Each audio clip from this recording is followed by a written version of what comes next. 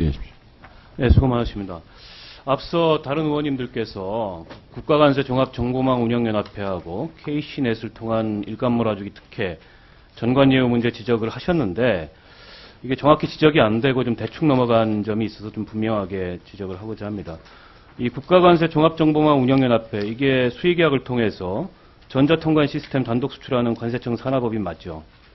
그렇습니다. 네. 정관 인력 예산 전반이 관세청의 통제 승인 대상입니다. 뿐만 아니라 역대 대표 전원, 역대 이사들 절반 이상이 관세청 전직 관료들이었어요.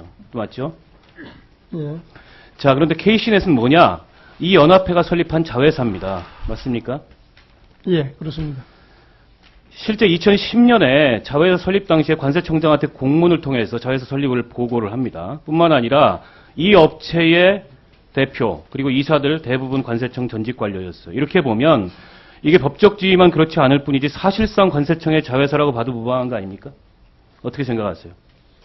관세청의 자회사는 아니고. 아니, 관세청은 자회사를 둘 수 없죠. 그렇습니다. 하지만 전적으로 관세청의 통제를 받는 법인의 자회사라고요. 그리고 그 회사의 대표와 이사들이 다 관세청 출신이에요. 예. 속사를 보면 관세청 자회사라고 볼 수 있는 거 아닙니까? 관세청 업무를 위탁받아가지고. 자, 계속 질의를 할게요. 앞서 예. 조정식 의원께서 KC넷이 3년간 175억 원 일감을 독점적으로 수주하는 과정에서 낙찰률이 좀 비정상적이다 이렇게 문제 제기를 하셨어요. 예. 제가 보니까 그런 낙찰률이 나올 수밖에 없는 이유가 낙찰자 선정 방식에 있습니다. 이게 조달청의 국가계약 입찰 심사를 통해서 한다지만 이 구조를 보면 기술 능력 평가 점수 90%, 입찰 가격 평가 점수 10%, 이렇게 해서 낙찰자를 선정하게 돼 있어요. 맞죠? 예, 그런데 그렇습니다. 기술 능력 평가 점수 90%를 누가 주냐? 관세청이 조달청에 줍니다. 그러니까 당연히 사실상의 관세청의 자회사인 KC넷이 압도적으로 낙찰을 받은 거 아닙니까? 이 과정이 과연 투명하고 공정한 경쟁 입찰 과정이었다고 보세요? 의원님 잘 아시다시피 국가정보망 전산망이라는 건 여러 가지 비밀이라든지 그런 측면에서 고도의 기술이 필요한 그런 사업이라고 자, 생각합니다. 그런 고도의 기술을 가진 회사가 낙찰 가능 한번 조금만 더 보완 설명. 자, 제가 말씀드리고 나중에 설명을 하세요. 네. KC넷만 있는 게 아니고요. 또 한 가지 있습니다. 이 국가관세 종합정보망 이용 및 운영에 관한 고시가 있습니다. 그 고시에 따라서 관세청이 전자문서 중개사업자로 선정하도록 돼 있어요. KC넷이 회사 설립 1년 만에 중개사업자로 선정이 됐는데 2011년 7월 23일 날 서류를 내고 8월 16일 날 불과 3주 만에 만장일치로 심의위원회 만장일치로 선정이 됐습니다. 근데 이 심의위원회 구성을 보면 위원장은 관세청 차장, 위원 중 6명이 위원이 6명인데 그중에 3명이 관세청 기획조정관, 통관지원국장, 정보협력국장, 심지어 정보협력국장은 KC넷의 모 법인인 연합회의 당연직 이사로 되어 있습니다.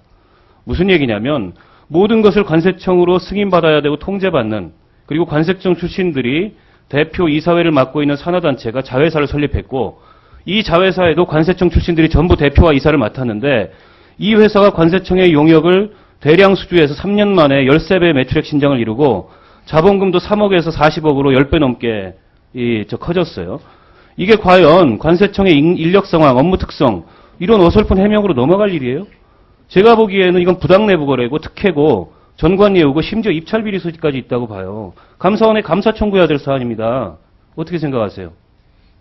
아까도 말씀드렸다시피 낙찰가라든지 여러 가지 용역 관련해가지고 낙찰자 선정이라든지 그런 부분은 조달청에서 이제 업체의 선정 견적을 받아가지고 입찰 가격을 기준으로 업체와 이제 여러 가지 가격 협상을 실시해가지고 최종 낙찰가를 선정을 하고 있는 걸로 알고 있습니다. 자, 그런데 그 과제가 선정되면 그 과제와 관련된 이 과업 수행 계획도 관세청이 내고, 그리고 관세청이 전체 낙찰자 선정에 있어서 90%를 차지하는 기술 능력 평가도 관세청이 하고, 그러니까 이 KC넷이라는 회사가 그야말로 독점적으로 일감을 수용할 수밖에 없었던 거 아닙니까? 그게 어떻게 정상적인 입찰 과정이라고 설명을 하세요?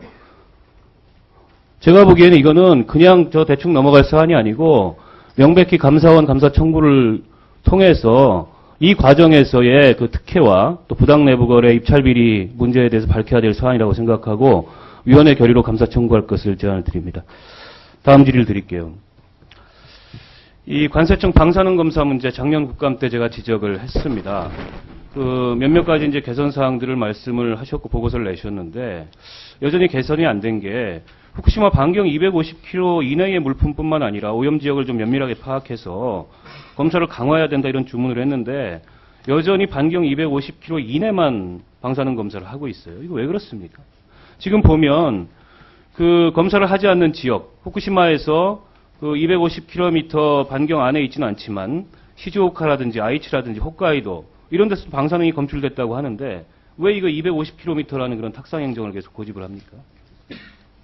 청장님 좀 대답을 해주세요. 일본에서 검출되는 수산물에 대해서는 기본적으로 9월 6일부터 이제 그 방사능 특정 지역 내에서는 지금 금지가 아시다시피 지금 금지가 되고 제가 있고, 수산물을 말씀드리는 게 아니에요. 공산품까지 다 포함해서 공산품까지도 일반적으로 이제 방사능 부분에 대해서는 일본에서 수입되는 부분에 대해서는 유념해가지고 방사능 검사를 뭐 다는 못하지만은 다른 국가에 비해서 유념해서 검사는 하고 있습니다. 유념하신다고 하는데 방사능 검사 실적이 오히려 지난해보다 더 떨어졌어요. 후쿠시마 반경 250km 이내의 물품 검사 비율이 작년에 한 9.1%, 17%였는데 올해 한 8.3% 수준으로 떨어졌고 이것도 추석 기간 집중 단속 때문에 8월에서 9월 한 달 동안에 끌어올려서 이렇게 된 거고 이게 저 일본산 전체 수입 물량 대비로 보면 검사율이 3.6%밖에 안 돼요. 인천세관 같은 경우에 주력 사업 계획에 읽어보면 일본산 수입 물품 등 유해식품류의 세관 검사 단속 강화하겠다 이렇게 적어놨는데 검사 실적을 보면 사고 이후에 1%도 안 넘겨요.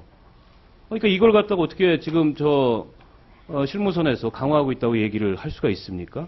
뿐만 아니에요. 지금 유통이력관리 품목 같은 경우에 올해 9월 달에 명태, 가리비, 돔 이거 세 가지 추가하셨습니다. 이 세 가지 추가한 건 잘했는데 이 품목 추가하기 전에 고등어나 명태는 물론이고 뭐 마른 전복살이나 방어, 참다랑어, 대구 여기서 세슘이 검출이 된 거 알고 계십니까, 청장님?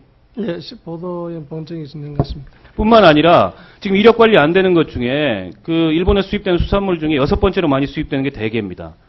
그리고 10번째로 많이 수입되는 물량이 많은 것 중에 뭐 가오리나 홍어 이런 게 있어요. 근데 이거 다 이력 관리 대상이 아닙니다.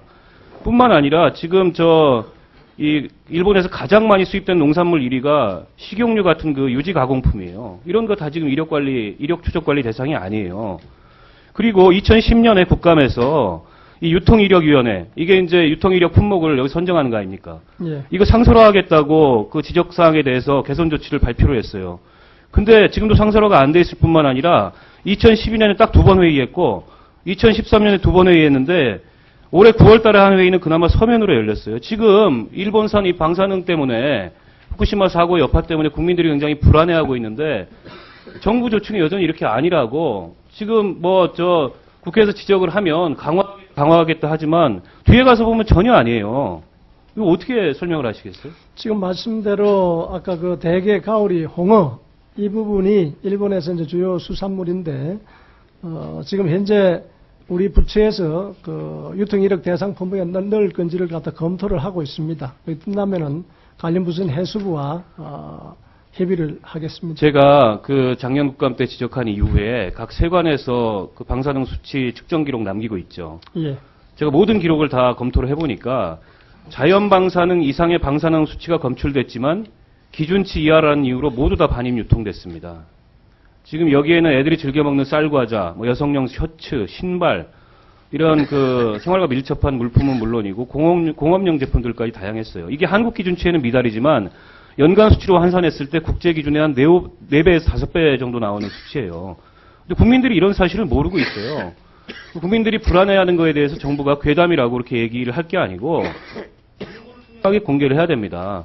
이게 그 기준치 이야기는 하지만 방사능이 나왔다. 이런 사실들을 공개를 해야 되는 거 아닙니까? 그게 위험에 대한 정확한 소통 아니겠어요? 국민들이 알고 있어야 뭐 정부의 대책을 촉구하든 아니면 국민들 스스로 이런 문제들에 대해서 여러 가지 주의사항들을 내릴 수 있지 않습니까? 근데 지금은 기본적인 정보도 공개를 안 하고 있어요. 전반적으로 그 다음 업무보고 때까지 이 정보 공개를 포함해서 이 개선 조치를 만들어가지고 보고를 해주세요.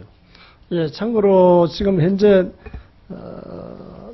여러 가지 수산물이라든지 그런 부분에 대해서는 일본산에 대해서는 식품 첨가물이라든지 이런 부분에 식약처가 1차적으로 방사능 검사를 하고 그 부분에 대해서 확인된 부분만 우리 관세청에서 통과를 시키고 있다. 자, 한 가지만 더 말씀드리겠습니다. 지적하겠습니다. 지금 우리가 그 굴양식 같은 거 할 때 가리비 껍질 같은 거 수입해서 폐각류 수입해가지고 쓰지 않습니까? 예. 일본의 수입 물량이 굉장히 늘었어요. 근데 먹는 물품과 관련이 분명히 있음에도 불구하고 식품이 아니라는 이유로 관리가 안 되고 있습니다. 이 관련 대책을 좀 세워주세요. 예, 검토를 하겠습니다. 그 부분. 예. 예, 수고하셨습니다. 다음에 주진이 마지막으로 김현미 의원님 질의해 주십시오.